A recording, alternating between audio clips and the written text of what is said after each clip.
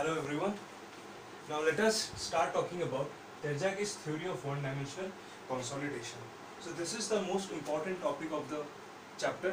और इस चैप्टर में हम लोग पढ़ेंगे कंसोलिडेशन प्रोसेस किस तरह से होता है और उसकी डिफरेंशियल इक्वेशन किस तरह से निकाली जाती है. समझ में आ रहा है? तो तेरजागी ने कुछ assumptions लिए थे. Some 10 assumptions he had taken. Let us start reading the assumptions first. क्या क्या assumptions इन्होंने लिया था? पहला तो ये कि soil जो है वो homogeneous होता है और fully saturated होता है. Soil particles and water are incompressible. The deformation of soil is entirely due to change in volume. जो deformation होगा वो completely किसके वजह से होगा? There will be change in volume. उसके वजह से deformation होता है. Darcy's law for the velocity of flow of water through soil is perfectly valid.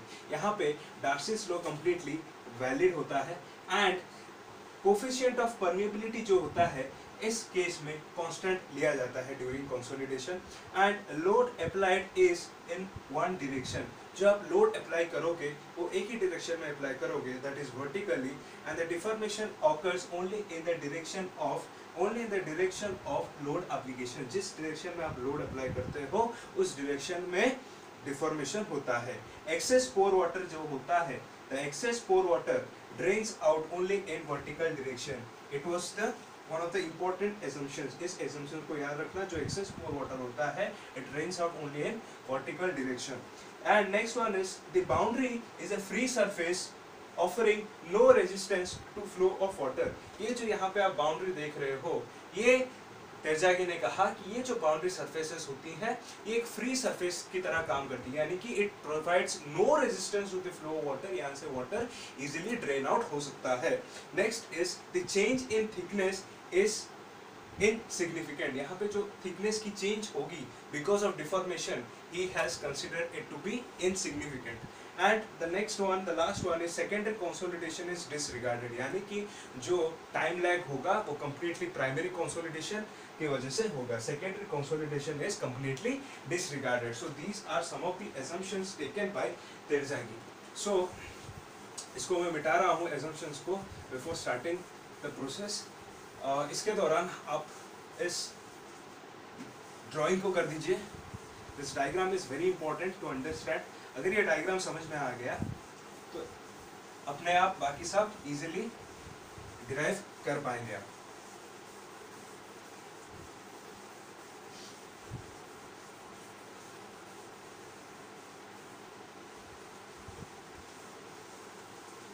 So it is one of the most important topics. So let me start. ये figure को आप carefully देखिए. ये क्या है? ये है एक क्ले का layer of thickness h. We have considered a clay layer of thickness h. ये जो देख रहे हो आप ये लाइन, ये है ड्रेनेज फेस, ये एक ड्रेनेज फेस है. यहाँ पे सैंड है, यहाँ पे भी सैंड रखा गया है, यानी कि the clay layer is being sandwiched between two sand layers. समझ में आ रहा है? और ये जो देख रहे हो ये क्या है? ये कुछ नहीं है बल्कि ये पीजोमीटर्स है. ये क्या है? ये पीजोमीटर्स है. यहाँ पे तो एक पीजोमीटर आप देख रहे हो बाउंड्री सरफेस पे है, ये दूसरी पीजोमीटर दूसरे बाउंड्री सरफेस पे, बाकी तीनों इंटरमीडिएट्स पे हैं. 1 2 3 4. ठीक है. अब देखो क्या होता है. बेसिकली जब भी हम एक क्ले लेयर को कंसीडर करते हैं और यहाँ पे हम कंसीडर कर रहे हैं कि इस क्ले लेयर पे दोनों तरफ से हम वर्टिकल प्रेशर अप्लाई कर रहे हैं. What we are doing is we are applying vertical pressure on this clay layer. जब इसके ऊपर, ठीक है, इसके ऊपर से वर्टिकल प्रेशर अप्लाई कर रहे हैं, जब इसके ऊपर से हम vertical pressure del sigma apply करते हैं तो ये जो टोटल प्रेशर हमने पहले अप्लाई किया, दिस टोटल प्रेशर इंक्रीमेंट हमने जो अप्लाई किया डेल सिग्मा, ये पहले याद करो, पहले वीडियो में मैंने बताया था जो पहले आप अप्लाई करोगे वो एक्स्ट्रा प्रेशर कौन लेगा? पोर वाटर लेगा. So this complete excess pressure will be taken by pore water, यानी कि this pore water pressure will be equal to del sigma. यानी कि इनिशियली जब T0 पॉइंट पे हमारी pore water pressure will be equal to del sigma, याद रखना, या फिर इसको उल्टा लिखो, pore water pressure will be equal to, या फिर excess hydrostatic pressure will be del sigma. जब आप total pressure del sigma, total pressure increment इसके ऊपर अप्लाई करते हो तो टोटल प्रेशर किस में कन्वर्ट होता है? पहले वो पोर वाटर लेता है, so it will be converted into excess hydrostatic pressure. अब क्या होता है? धीरे धीरे हम जानते हैं. अब आप देखोगे कि स्टार्टिंग पे T0 पोजीशन पे ये जो कंप्लीट जो प्रेशर है वो पोर वाटर लेता है, तो पीजोमीटर की हाइट हर केस में ये वाटर यहाँ तक राइज कर जाएगा कंप्लीट टॉप लेवल पे स्टार्टिंग पे, ठीक है। इनिशियली ये हर पीजोमीटर में आप देखोगे कि वाटर जो है वो टॉप लेवल तक राइज करेगा, यानी कि this line CED represents the initial condition when U bar will be equal to del sigma. देखिए यहाँ तक समझ में आया। अब देखो आगे बढ़ते हैं। अब क्या होता है जब इतना खत्म हो जाए फिर क्या होगा, वाटर बाहर निकलने लगेगा, एज सिंपल एज दैट। जब पानी water will start draining out through the drainage surface, तो इस पॉइंट को याद रखो, जब वाटर निकलना शुरू हो जाएगा तब क्या होता है, ये जो ड्रेनेज फेस होता है द बाउंड्री सरफेस, यहाँ पे पीजोमेट्रिक हाइट एकदम से ड्रॉप हो जाती है एंड ये पूरा ड्रॉप होके जीरो हो जाता है। समझ में आ रहा है? ये पूरा ड्रॉप होके जीरो हो जाता है, इस तरह पे और इस तरह पे। मतलब बाउंड्री सरफेस पे पीजोमेट्रिक हाइट जीरो हो जाती है, इसको याद रखो। समझ में आ रहा है?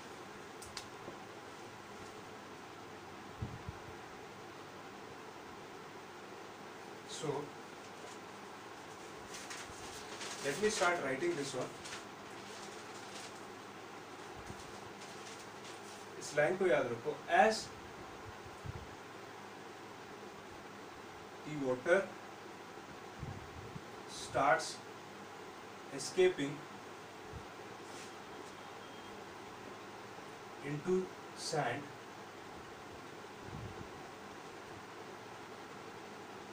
the excess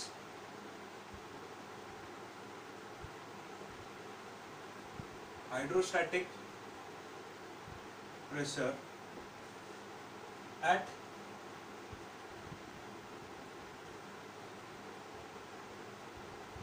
the pervious boundaries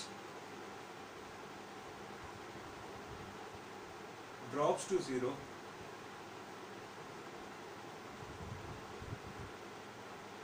and remains so at all times. At all times. That means क्या हो रहा है, piezometric height जीरो क्यों हो गई? Because the reason is कि ड्रेनेज सरफेस पे परवियस बाउंड्रीज पे क्या होता है, जो U बार होता है it drastically reduces to zero. तब जब यहाँ से ड्रेन आउट होने लगेगा वाटर, तो यहाँ पे इस बाउंड्री सरफेस पे जो हमारी U बार होगी या फिर excess hydrostatic pressure, it will become zero. समझ में आ रहा है? अब यहाँ पे इसका क्या होगा, इन तीनों का, यहाँ पे भी जो हाइट होगी वो धीरे धीरे रिड्यूस होती जाएगी, और जब वो रिड्यूस होगी हम आगे देखेंगे, वो एक पैटर्न देगी, एक कर्व देगी, उस कर्व को आइसोक्रोन कहेंगे, वो देखेंगे हम लोग। Let us continue. सो ऐसे होते होते फाइनल टाइम TF पे क्या होता है, जब हम लोग TF फाइनल टाइम पे पहुंचते हैं TF, तो इस फाइनल टाइम TF में क्या होता है, U बार कंप्लीटली जीरो हो जाता है। हमको पता है जब तक हम TF में पहुंचेंगे तब ये U बार क्या होगा, ये धीरे धीरे धीरे धीरे यहाँ पे धीरे धीरे घटता जाएगा, घटता जाएगा, घटता जाएगा, क्योंकि पोर वाटर जो है बाहर निकलता जाएगा, धीरे धीरे ये घटता जाएगा, पोर वाटर बाहर निकलता जाएगा, और फाइनल टाइम पे क्या हो जाएगा, U bar will B zero, जो कि that is represented by the line AGB। तो T नॉट पे U bar equal to del sigma is represented by line CED and AGP represents TF bar is equal to U TF is when U bar is equal to 0। तो किसी intermediate time पे, अगर intermediate time पे हमारी पिजोमेट्रिक distribution कुछ इस तरह से होगी, समझ में आ रहा, कुछ इस तरह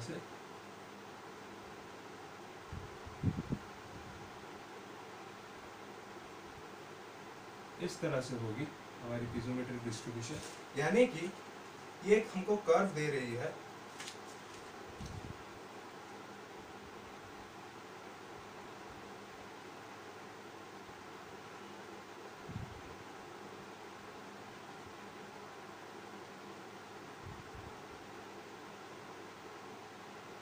ये जो कर्व ऑब्टेन हुआ पिजोमीटर हाइट से, इस कर्व को कहा जाता है, ऐसे हर एक इंटरमीडिएट स्टेट पे, T1 टाइम पे, T2 टाइम पे, T3 टाइम पे, ये इंटरमीडिएट टाइम से, समझ में आ रहा है, intermediate between T not and TF। सो हमें अलग अलग इसी तरह से और एक भी कर्व मिलेगा, इस तरह से बहुत सारे कर्व मिलेंगे, और ये जो कर्व हमको मिलेगा, इन कर्व को कहा जाता है, these curves are called as isochrones, इनको कहा जाता है आइसोक्रोन्स, याद रखना, समझ में आ रहा है। these curves are called as isochrones. अब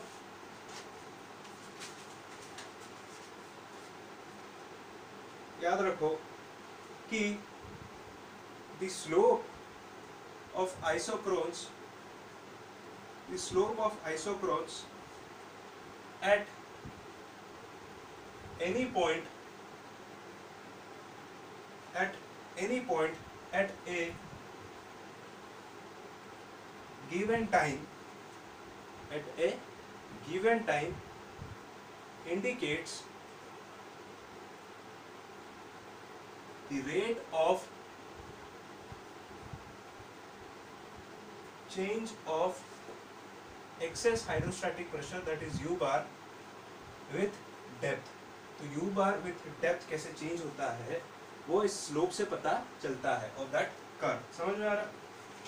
और एक चीज, यहाँ पे आपने जो डेल सिग्मा अप्लाई किया था ना, this del sigma we know is will be equal to del sigma bar plus U bar, यानी कि U बार पहले जितना आप डेल सिग्मा अप्लाई आपने किया होगा वो कितना होगा U बार के बराबर। अब U बार से पहले वीडियो को अगर याद करो तो मैंने बताया था U बार क्या होगा, धीरे धीरे घटेगा, जैसे जैसे पानी बाहर निकलेगा U बार क्या होगा, घटता जाएगा, और ये जैसे जैसे घटेगा del sigma prime will start increasing. तो पहले ये जीरो होगा, फिर ये थोड़ा थोड़ा बढ़ेगा, तो there will be change in this and there will be change in this, पर ये जो है total pressure it is always constant, so this is constant but these two are changing. समझ में आ रहा है? इस चीज को याद रखना, ये डिराइवेशन में यूज होगा। अब let us start the derivation.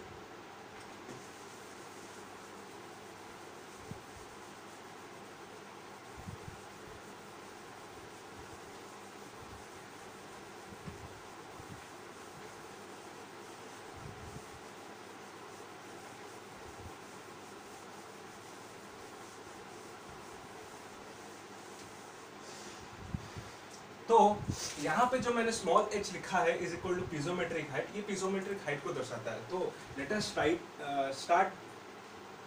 तो at any time t, the hydraulic head h can be represented by the formula u bar upon gamma w, because याद करो कि पहले ही हमने पढ़ रखा है कि u bar is equal to h times gamma w। समझ में आ रहा है? Pore water pressure is equal to h times gamma w, ये हमने पहले पढ़ा है। Pore water pressure, neutral pressure is equal to h times gamma w, piezometric height times gamma w, unit weight of water. So यहाँ से हमारा जो hydraulic head आता है corresponding to excess hydrostatic pressure, वो कितना आ रहा है, u bar upon gamma w। And we also know that हमारी, इसका मतलब ये है कि हाइड्रोलिक ग्रेडियंट I क्या है, हाइड्रोलिक ग्रेडियंट, हाइड्रोलिक ग्रेडियंट है वो है change in height with depth. पीजोमेट्रिक height कितनी चेंज हो रही है विथ डेप्थ। समझ में आ रहा? तो अगर मैं देखूं यहाँ पे पुट करूं तो gamma w is constant, so अगर गामा w कांस्टेंट है तो 1 upon gamma w it will be del u bar upon del z। समझ में आया? So take this equation as equation number 1, take this as equation number 2। इसको याद रखो, पहले आपने क्या लिखा, आपने हाइड्रोलिक हेड की इक्वेशन लिखी u bar upon gamma w, उसके बाद क्या लिखा, I, that is hydraulic gradient। I is hydraulic gradient which is del h upon del z, यानी कि 1 upon gamma w del u bar upon del z। समझ में आ रहा है? अब यहाँ पे मैंने क्या किया, h की जगह इसकी वैल्यू पुट करी, तो यहाँ पे ये जो गामा w है ये कांस्टेंट है, इसको बाहर निकाला एंड जो इक्वेशन है इस तरह से बन गई। अब मुझे पता है बाय हम जानते हैं by Darcy's law,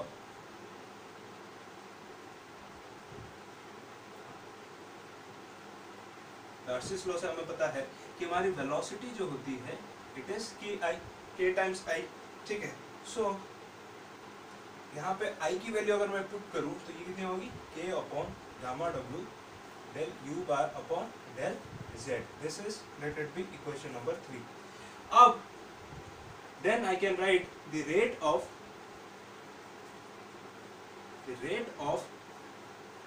change of velocity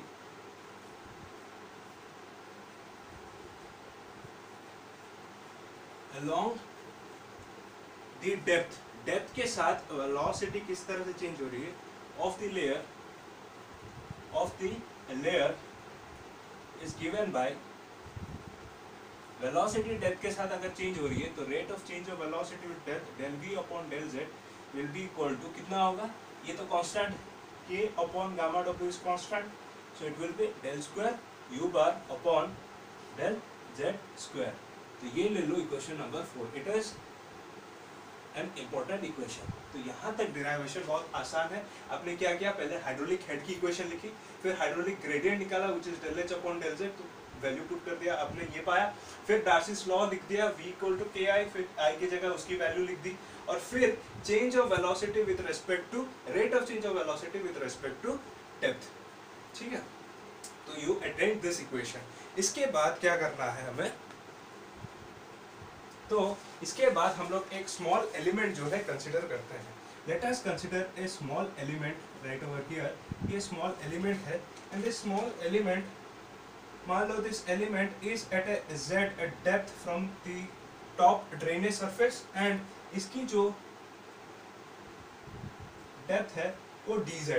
वो कितनी है, dz है। समझ में आ रहा है? यानी कि मैंने एक सॉइल एलिमेंट कंसिडर किया है यहाँ पे, ये है मेरी soil element which I have considered. This soil element जो मैंने कंसिडर किया है, इसकी जो डेप्थ है वो dz है, और इसकी जो लेंथ है वो dx है, और इसकी जो विड्थ होगी ना, यहाँ पे विड्थ होगी क्योंकि I have considered in soil element, है कि नहीं। This is the soil element. अगर 3D प्रोजेक्शन करने की कोशिश करूँ तो ये कुछ इस तरह से होगा, तो इसकी जो विड्थ होगी वो कितनी होगी, dy होगी। होगी कि नहीं होगी? तो इस इक्वेशन को याद रखना, इसकी प्रोजेक्शन 3D में करने की कोशिश कर रहा हूँ मैं, ये कितनी होगी, dy होगी। समझ में आ रहा है? तो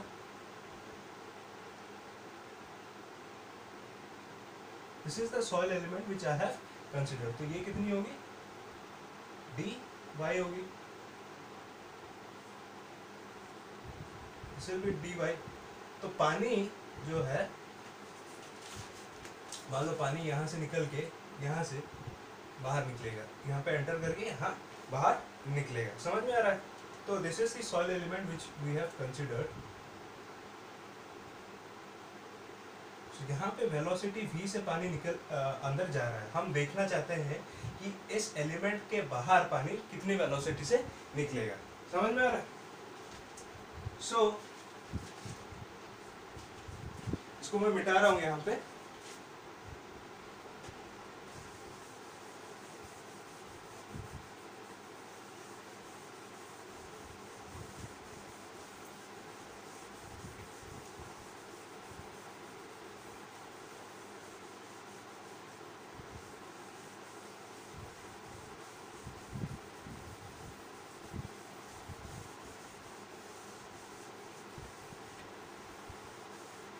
This fourth equation is very important, so I am not rubbing this one off.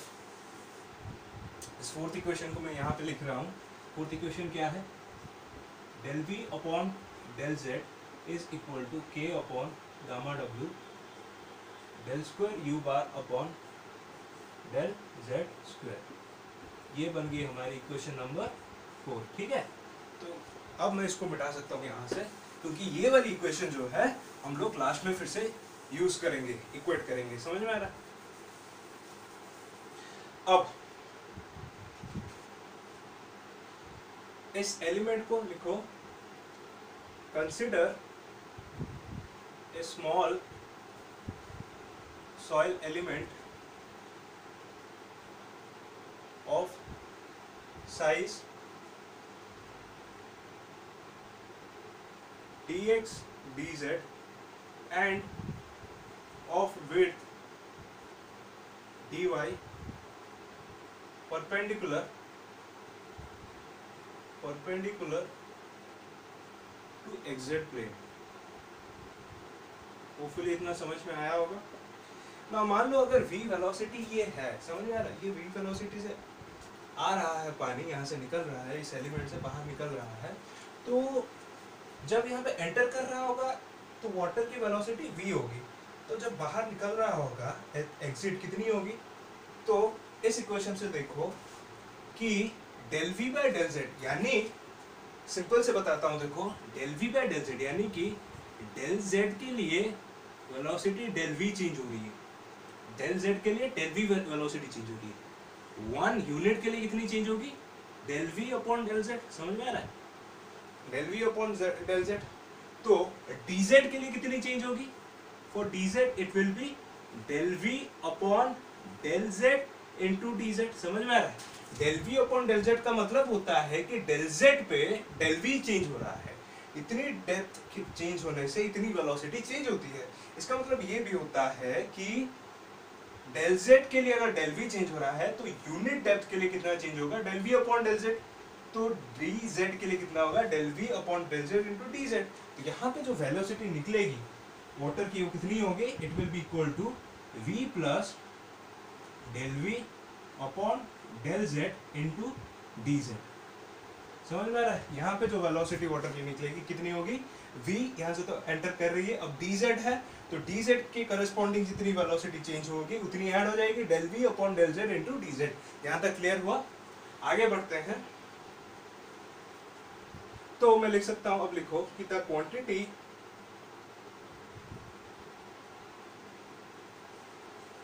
Of water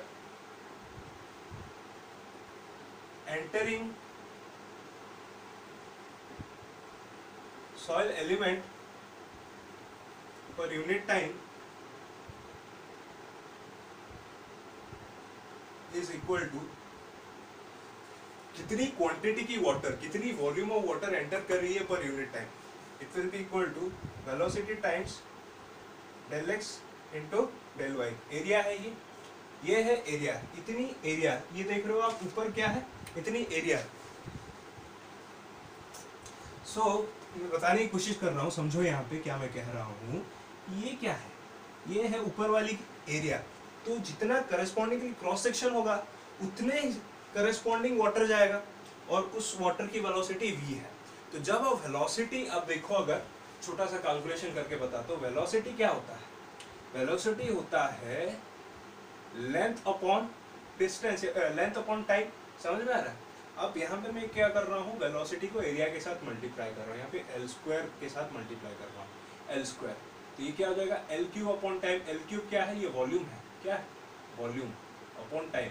तो कितने, वॉल्यूम का मतलब होता है quantity of water, so the quantity of water entering the soil unit पर unit time, the soil element per unit time. तो volume पर unit time वही तो है L square into we.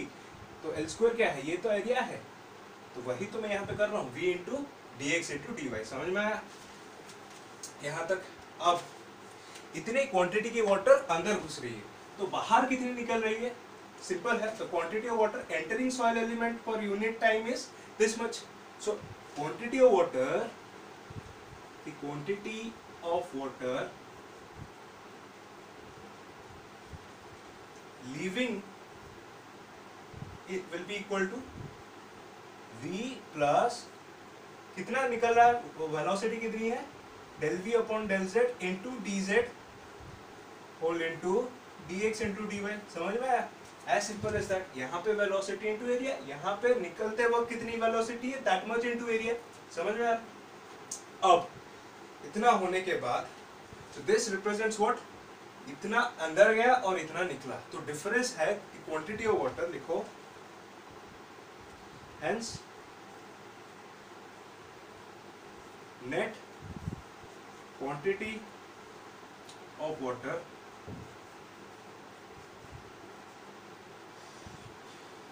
squeezed out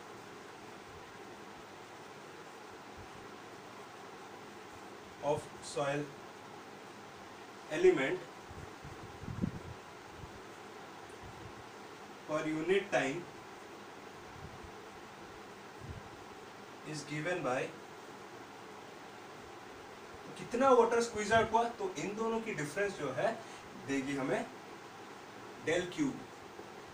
so del q represents the net quantity of water squeeze out of the soil element and this is nothing but difference of these two. अगर इन दोनों को difference करो तो क्या बचेगा, del v upon del z into d Z D Y D x, समझ में आ रहा है। इसको लो इक्वेशन नंबर 5, इसको क्या लो, इक्वेशन नंबर 5 लो। अब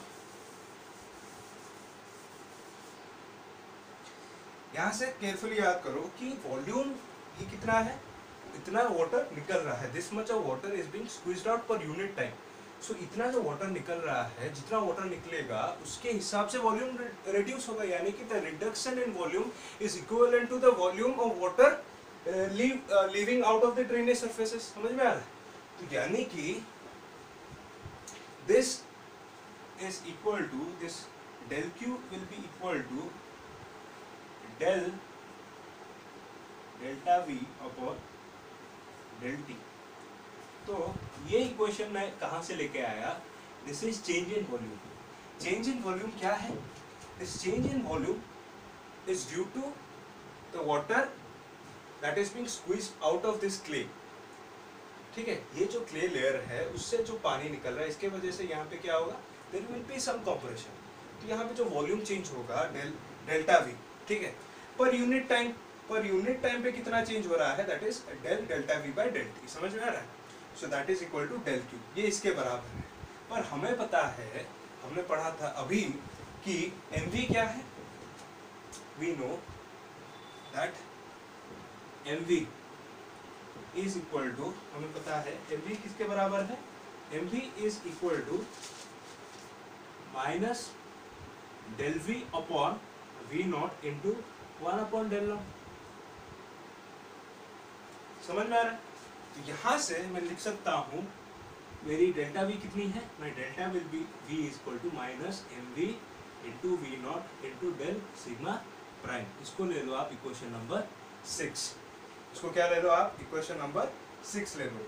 और इस इक्वेशन नंबर 6 को, जहां पे ये क्या है? इनिशियल वॉल्यूम वी नॉट है, और ये अगर वी नॉट है, volume of soil element at time t naught, this is equal to d x into d y into d z. जो हम सॉइल एलिमेंट कंसिडर कर रहे हैं उसकी इनिशियल वॉल्यूम क्या है? D x into d y into d z है। तो ये अगर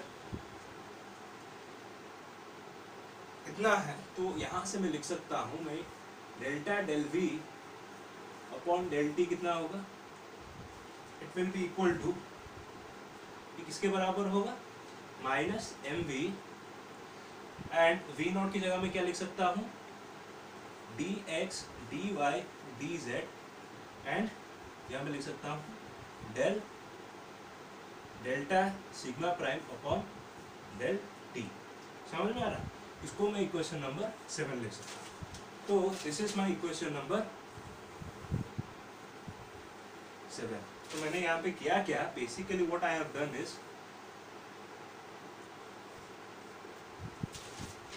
mv हम जानते हैं, mv की वैल्यू होती है minus del v by v naught into 1 upon del sigma prime. समझ में आ रहा है?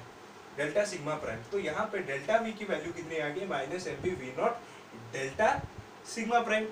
अब यहाँ पे अगर मैं इसको डिफरेंशिएट करता हूँ with respect to time, rate of change of delta V with respect to time, that is equal to minus M V V naught क्या है? इनिशियल वॉल्यूम है, that is constant, that is D x D Y D Z into the change in this effective pressure. जो मैंने कहा था यहाँ पे effective pressure change होता है, तो इसकी जो चेंज है विद रेस्पेक्ट टू टाइम वो यहाँ पे आएगी, बाकी सब तो यहाँ पे कांस्टेंट है। इसको मैंने इक्वेशन नंबर 7 लिया। अगर मैं इसको यहाँ पे पुट करता हूँ और डेल्टा क्यू की वैल्यू पुट करूँ और इसकी वैल्यू यहाँ पे पुट करूँ, तो देखो क्या हो रहा है?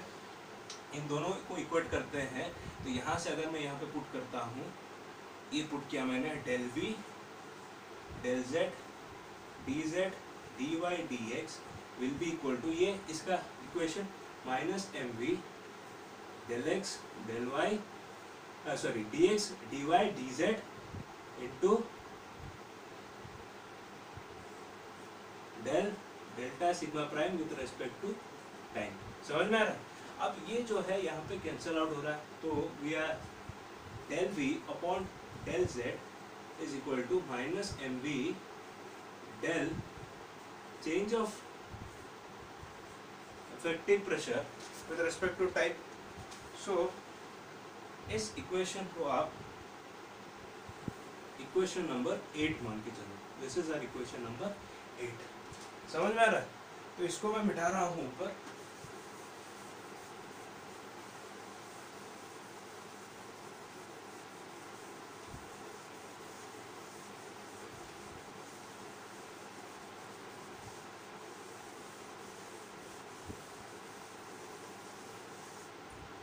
तो ये इक्वेशन 8 है।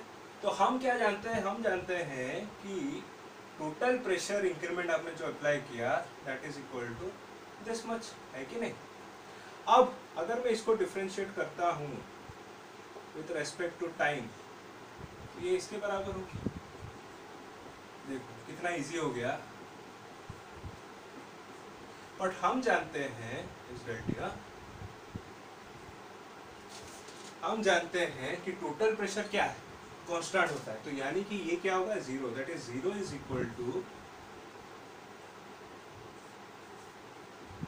दिस मच, है कि नहीं। यानी कि मैं क्या कहना चाहता हूं, ये कहना चाहता हूं, इस इक्वेशन को यहां पे लिख रहा हूं,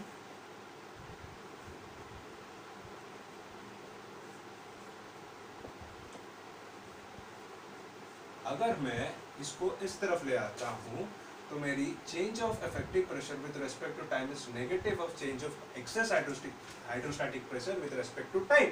तो यानी कि अगर ये वाली वैल्यू मैं ये इसके जगह डाल दूं, समझ में आ रहा है, इसकी जगह मैं ये वैल्यू डाल देता हूं, तो मेरी ये जो 8 इक्वेशन है वो क्या बन जाती है, it will reduce to del v upon del z is equal to minus mv।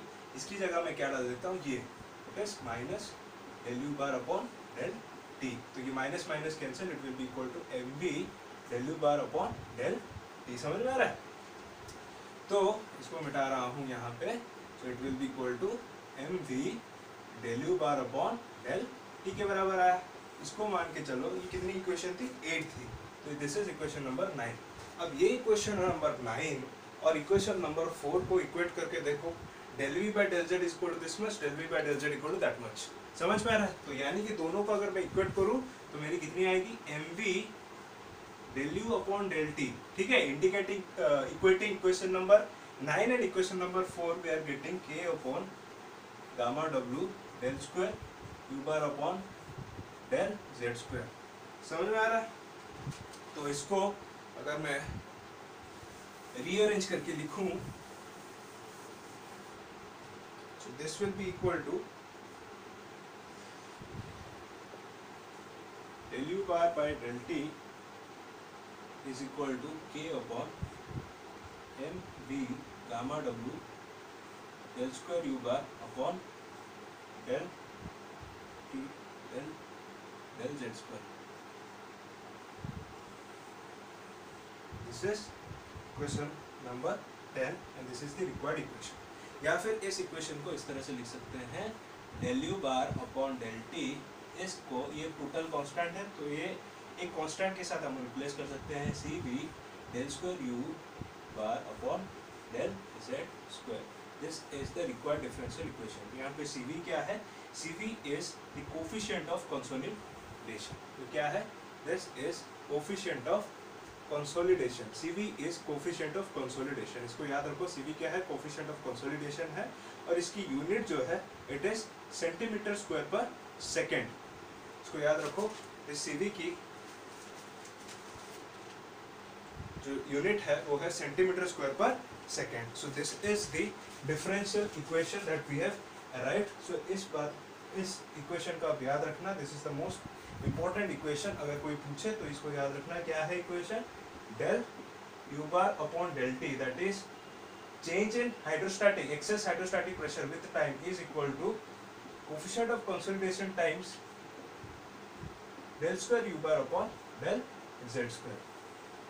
This is the required differential equation। So next we will read about the solution of consolidation equation। The solution of consolidation equation।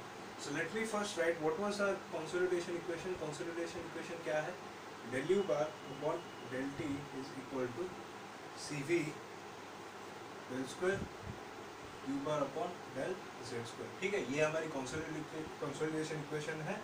where cv क्या है, coefficient of consolidation है, cv is nothing but coefficient of consolidation, it is equal to k upon mv in mv gamma w। पर हम जानते हैं mv की value क्या है, it is av upon 1 plus E not, है कि नहीं। तो अगर मैं इसको यहाँ पे रिप्लेस करूँ, कितना आएगा, k into 1 plus E not upon av into gamma w। इस बात को याद रखो। तो इसकी जो सॉल्यूशन होती है, let me right the solution of this equation is obtained by means of Fourier series। Fourier series के मदद से इसकी सॉल्यूशन निकाली जाती है, Fourier series। और वो जो सॉल्यूशन निकलता है वो इस तरह से निकलता है u की, u is equal to 1/8 pi square epsilon minus pi square upon 4 TV plus 1/9 epsilon minus 9 pi square upon 4 TV plus 1/25 epsilon minus 25 pi square upon 4 TV and so on. This is the equation which we get as a solution of the consolidation equation, where this capital U stands for degree of consolidation,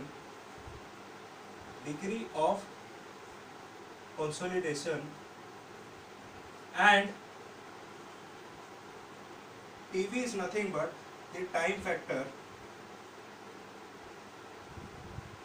and this TV is constant for particular degree of consolidation, यानी कि U, किसी particular U के लिए आपको एक corresponding TV मिलेगी, समझ में आ रहा है? So this time factor is equal to, इसकी वैल्यू होती है CV into T upon D square, समझ में आ रहा है? upon D square। तो CV की अगर मैं वैल्यू डालूँ, CV की वैल्यू अगर मैं यहाँ पे डालूँ तो this equation will reduce to K upon MV gamma W T upon D square. So this is equal to K into 1 plus E not upon AV gamma W T upon D square. So TV की value क्या है? CV T upon D square, K into MV gamma W T upon D square. MV की value मैंने डाली AV upon 1 plus E naught, तो K into 1 plus E not upon AV gamma W T upon D square. So आप देख सकते हो TV किस किस चीज़ों पे डिपेंड कर रही है। सो TV डिपेंड्स अपॉन, तो मैं इसको मिटा के लिख सकता हूँ,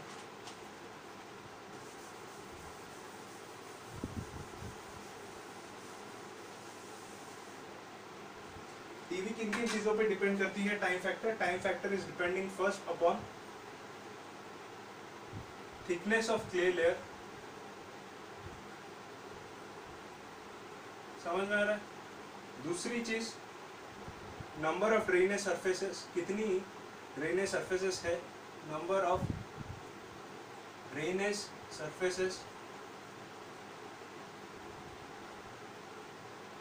तीसरी चीज K के ऊपर डिपेंड कर रही है। फोर्थ वन इज CV के ऊपर डिपेंड कर रही है, coefficient of consolidation.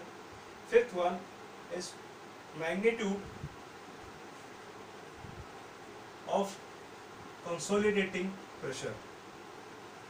Consolidating pressure कितनी अप्लाई कर रहे हो उसके ऊपर भी टाइम फैक्टर डिपेंड करता है। जायज़ सी बात है कि आप जितनी प्रेशर अप्लाई करोगे उसके ऊपर तो टाइम फैक्टर डिपेंड करेगा ही। नेक्स्ट दो इक्वेशंस आपको याद रखने हैं।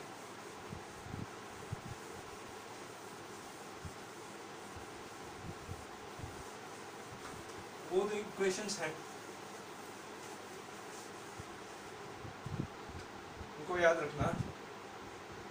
When U is less than 60%, जब U यानी कि डिग्री ऑफ कंसोलिडेशन 60% से कम होता है, तब TV की जो फॉर्मूला होती है वो होता है TV is equal to pi by 4 U percentage upon 100 का स्क्वायर।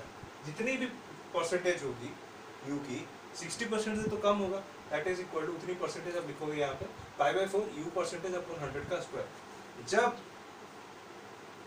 तो अगर इससे कम है तो इससे ज़्यादा जब होगा 60% से ज़्यादा होगा डिग्री ऑफ कंसोलिडेशन, तब टीवी की वैल्यू होती है 1.7813 माइनस 0.9332 लॉग बेस 10 100 माइनस जितना परसेंटेज होगा u percentage. So it is 1.7813 minus 0.9332 log base 10 100 minus u percentage. समझ में आ रहा है? So ये दो चीज़ों से अगर u परसेंटेज दिया गया है आप टीवी आराम से निकाल सकते हो. So these ये जो चीज़ें थी मैंने यहाँ पे बताई जिनके ऊपर टीवी डिपेंड करता है. So this was all about the solution of consolidation equation. अगले क्लास में हम पढ़ेंगे कि degree of coefficient of consolidation कैसे निकाला जाता है, क्या मेथड है, टेलर्स मेथड क्या है, उसके बारे में हम पढ़ेंगे. It is also known as square root time fitting method, which will be discussing in our next lecture.